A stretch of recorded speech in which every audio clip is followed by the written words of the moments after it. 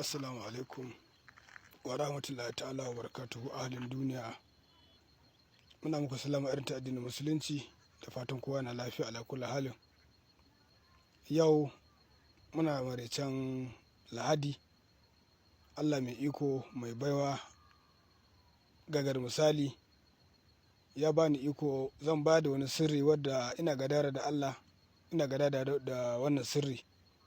Duk mutumin da kuma yi wannan sirri in Allah ya da zai ga abin mamaki. Ba mamaki ma baka taɓa jin wannan sirri ba.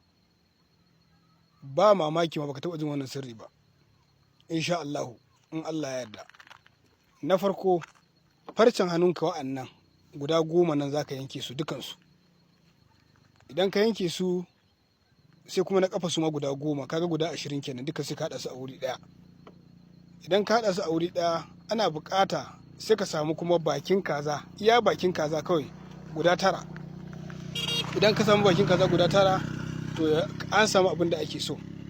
Sai kuma ka samu dodon koɗi, ma'ana dodon koɗi ba mai rai ba wanda ya mutu. Misali wadda gidan dodon koɗi ɗin, dodon koɗi to gidan shi za ka samu guda 9. Sai kuma bakin kaza wadda ake salibewa in an sa a ruwa shi ma guda 9.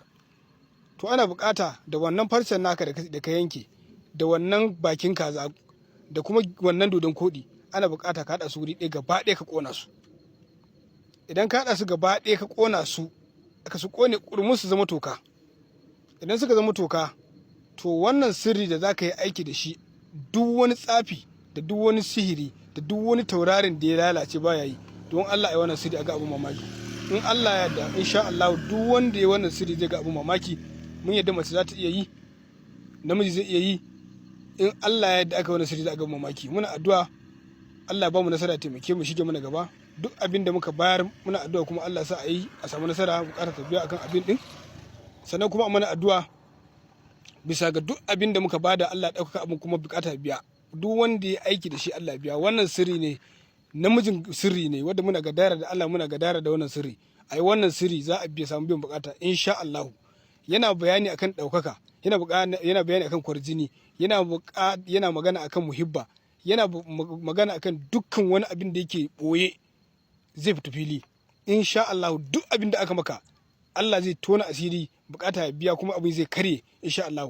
Muna kuma fatan alkhairi. Wannan abu mun ba da shi ne lillahi wa rasulihi, da aka ai sharing ai liking saboda jama'a su amfani abin din, saboda wani duk yanda za a yi ko kuɗin shi zai taɓo sama ne ba zai haɗu da kai ba.